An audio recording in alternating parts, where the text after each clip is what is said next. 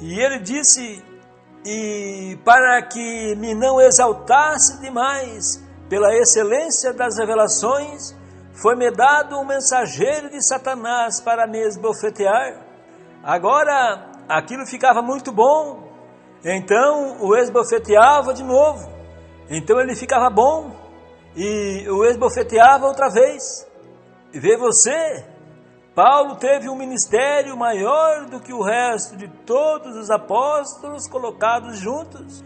Alguns deles pode que tenham dito, bem, eu andei com Jesus, porque um homem na rua andava com ele quando ele estava aqui. Mas Paulo ouviu na coluna de fogo depois que ele esteve morto, sepultado, ascendeu aos céus e retornou e chamou Paulo. Vê, lá na estrada de Damasco. E ele teve um ministério maior que Mateus, Marcos, Lucas ou qualquer um dos outros. Ele estava além deles. E ele disse, e para que me não exalte agora e diga, agora vocês, companheiros, não sabem nada a respeito dele. Eu vi o Senhor após sua ressurreição. Bem, e eles dizem, nós andamos com ele. Bem, o mesmo fizeram todas aquelas pessoas ao redor da Galileia e Nazaré e pelo país lá. Todos eles andaram com ele. Mas vocês veem, Paulo havia falado com ele e ouviu na forma que ele era antes dele ser feito carne, vem? E ele havia comissionado Paulo naquele estado, enquanto ele estava naquela luz. Ele comissionou a Paulo, e Paulo havia visto. E ele disse, e para que me não exalte, sentir um pouco mais alto do que algum de vós, irmãos, foi-me dado um mensageiro de Satanás, o qual o conservava um pouco mais baixo. E ele disse, eu busquei o Senhor 3 vezes para tirar isso de mim. E ele disse, Saulo, ou Paulo, a minha graça te basta. Então Paulo disse, gloriarei nas minhas fraquezas, porque quando estou fraco, então é que sou forte. Vem, gloriarei nelas. Agora, observou você agora um homem o qual teve um ministério maior do que qualquer do resto deles, os quais haviam estado no campo?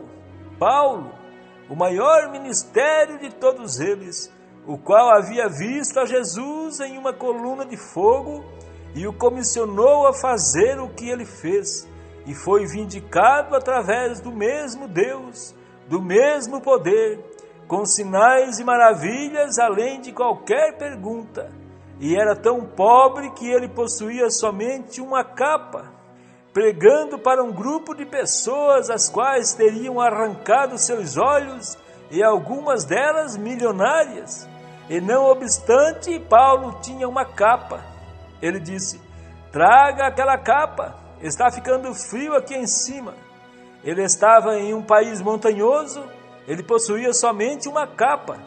E Demas, para um homem que era de alta reputação, alto calibre, culto, educado, e um homem rico, o qual possuía numerosas variedades de roupas, aquele rapaz havia algo errado com ele, o qual possuía tantos amigos que arrancariam seus olhos para darem a ele, e contudo ele era tão pobre que tinha uma só capa.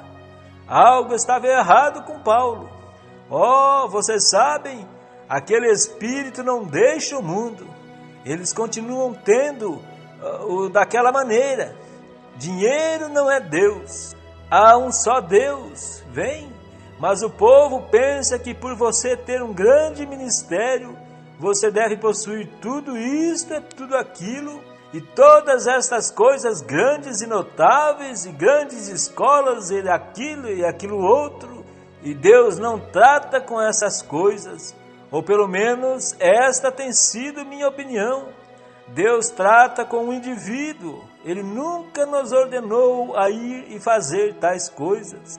Mas Paulo com uma capa, e ele diz a Timóteo aqui, para trazê-la, para ele, porque ele estava ficando com frio lá em cima. Um homem que teve um ministério que pregou para 10.000, como fez Paulo, é um ministério que podia operar todas as espécies de milagres, e viu a Jesus em uma coluna de fogo, o comissionou e, contudo, possuindo uma capa. Demas disse: um companheiro como este, e ele o deixou. Agora, quando ele estava aqui em cima pregando para Troas, encontramos que havia um homem lá em cima que era um latoeiro, e ele era um vil, e ele odiava o cristianismo, e ele fez tudo o que ele podia fazer a Paulo, jogando-o na cadeia.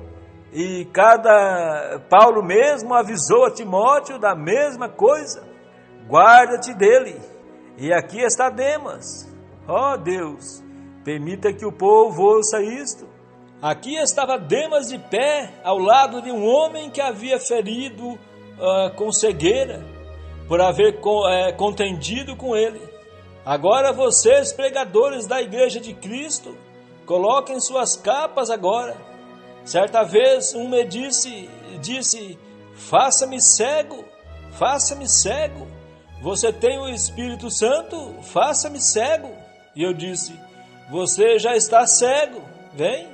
Agora, por que não fez Paulo ficar cego o latoeiro? O mesmo tipo de espírito que está no povo que pensa isto é a mesma coisa que estava em Demas.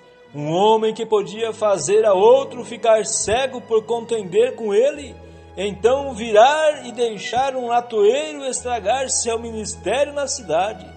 Sem dúvida alguma, Demas disse: ele foi liquidado, ele perdeu todos os seus dons, ele perdeu o seu dom de cegar.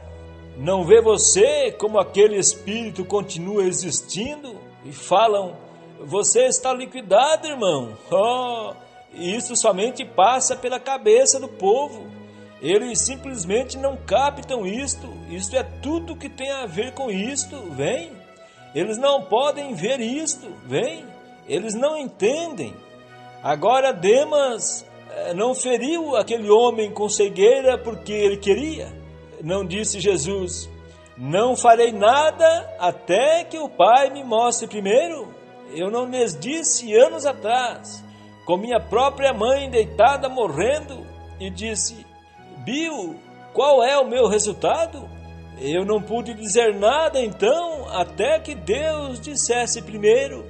E isto é exatamente o que aconteceu. O homem não pode. Para começar, o homem é um fracassado. Ele é simplesmente um agente através do qual Deus trabalha, e Deus trabalha por sua própria vontade. Mas quando você vê estas pessoas super enganadas, as quais sempre estão tendo isto e aquilo outro, é melhor você tomar distância delas, vem? Jesus, ele mesmo não fez isto. Ele disse: eu somente trabalho à medida que o Pai trabalha. Ele me mostra o que fazer, então eu vou e faço. Eu não posso fazer nada contrário àquilo.